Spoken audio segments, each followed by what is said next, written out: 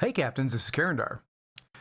World of Warships has released a new 15-minute waterline video and also an extensive devblog article detailing some of the projects in the works for this year. Everything here is in testing and subject to change or even removal, so just take it all with a grain of salt. And let's begin with the easy things. As most of you know, a Dutch cruiser tech tree line is in development and testing right now, and these are close to medium-range ships with good concealment, strong AA, and decent armor. It was announced that the Dutch premium Tier 8 light cruiser Provincia will be a future dockyard ship that will likely coincide with the new cruiser line launch. Details regarding the move of Friesland and her captain under the Netherlands flag will also be announced as we get closer to that time. Along with this new line, a new weapon system is in testing. It's called Airstrike, and this weapon will have a range of around 8 to 10 kilometers, they're thinking, and we will be selecting the target area. There'll be several second delay before the bombs drop on parachutes and strike the target area. So this is going to be a weapon system that's going to be most effective versus slow moving or camping targets, like, for example, somebody behind an island. It shows some interesting promise, actually. Moving on, submarines will be returning to the public test with several ongoing changes. Extending into their battery life, each nation and submarine will have specific times and durations of battery life between 5 and 11 minutes. And if the submarine runs out of battery power during the game, it will be unable to dive for the remainder of the game. So this is something that's going to take some practice and commander skill to make this work. Also, if a submarine is being detected by hydro or radar, it will more rapidly deplete this battery reserve. Submarines, when they dive, this is going to now gradually reduce the detection range, not instant like it was in past. So a lot more realistic. With these changes in mind, the previous destroyer skill called hydrophone that was used to detect submarines is being removed. Otherwise it'll end up being too much as a counter against the destroyers. Now most destroyers will have depth charges, with only a small number that historically didn't have any will also not have them in the game. We'll get more details on that in the future as well. Anti-strike or anti-destroyer airstrike depth charges will be further tested for battleships and many cruisers, and a new torpedo type is going to be tested in the future also. There's going to be separate submarine skills and ship anti-submarine skills for captains. They're going to be tested, added to the commander skill tree. And of course, with that would come free commander respecs.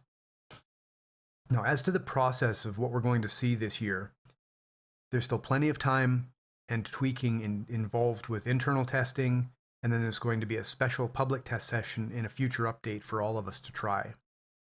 And provided that both of those go well, then we'll see another live server test, and they're going to move submarines into ranked battles to try and get more people to play them so they get more information to test the mechanics, see how things are working. So there's going to be a special ranked season sometime in the future. And again, that's if those other tests go well and they decide those skills seem to be working. Now, it's going to be very important for as many of us as possible to participate, give our feedback, either positive or negative, and any changes we'd like to see, either playing the subs or as countering the subs. And so list the changes and why we'd like to see the changes. Wargaming appreciates that, and if they hear a common theme, a common thread early enough, it makes it much easier for them to adjust them. So now's our time. Also this summer, we're going to see a special event battle mode that includes super battleships. It's going to be 2 massive battleships on the German and the Japanese side. Historical what-if cases. If aircraft carriers either didn't come or they came much later, and the development of battleships actually went from paper to real ships.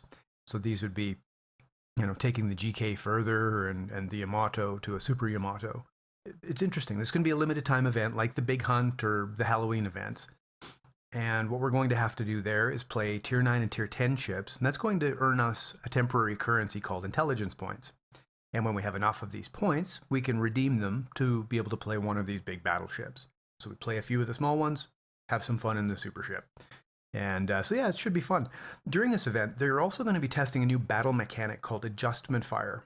And what this is going to do is, if a battleship can land several repeated volleys over and over type of thing, and fills a progress bar. Once the progress bar is filled, then one of the ship's attributes, say reload booster, reload speed, would be temporarily increased, and then it would start over.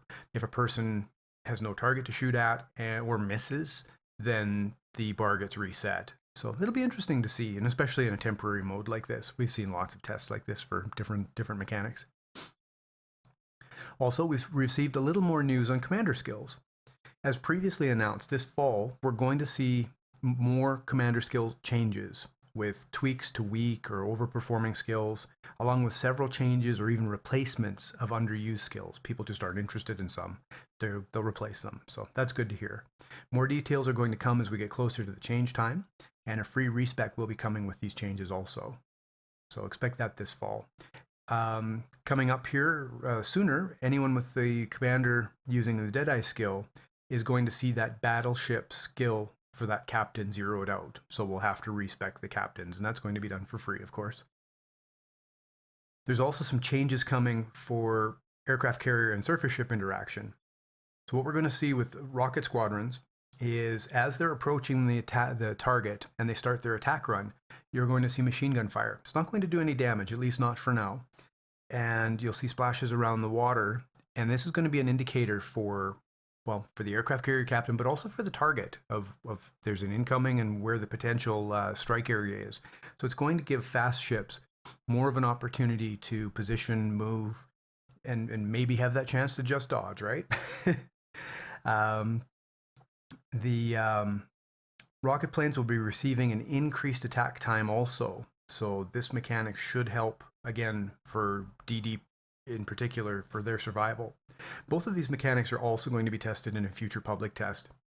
So we'll have the opportunity to try them out and also give our feedback there. That's everything for news in this update, but I want to give a big shout out to all of you. This YouTube channel and my newer Twitch channel have been receiving tremendous support, and it's because of this growth that I was able to add Stream Raiders minigame to our Twitch stream this week.